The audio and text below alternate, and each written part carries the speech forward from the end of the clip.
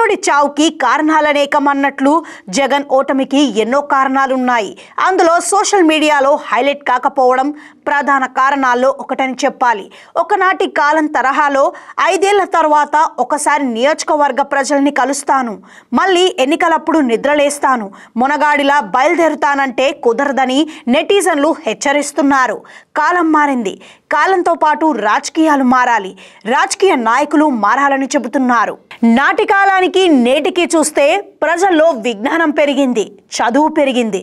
ఇక సెల్ ఫోన్లు వచ్చాక ప్రపంచంలో ఏం జరుగుతున్నా క్షణాల్లో తెలుస్తుంది. మంచేదో చెడేదో అర్థమవుతుంది.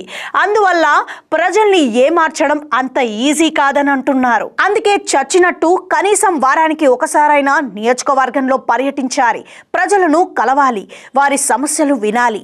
అది లేకపోతే ఎంతటి కొమ్ములు తిరిగిన మొనగాళ్లకైనా ఫలితం పల్టీ కొడుతుందని రాజకీయ విశ్లేషకులు వ్యాఖ్యానిస్తున్నారు. ఇప్పటికే దేశంలో చాలా రాజకీయ పార్టీలు సోషల్ మీడియాపై ఫోకస్ పెట్టాయి. అందులో తమ అభిప్రాయాలు చెబుతూ ప్రజల్ని ఇన్ఫ్లుయెన్స్ చేస్తున్నాయి. నెలకు లక్షల రూపాయలు ఖర్చు పెట్టి ప్రత్యర్థి పార్టీలపై సెటైర్లు వేయడం, కార్టూన్లతో కామెడీ చేయించడం, అధికార పార్టీ ఇచ్చిన హామీలపై బూమ్రాంగ్ చేయడం, ఇలాంటివెన్నో తెర వెనక తతంగాలు నెట్టింటా జరుగుతున్నాయి.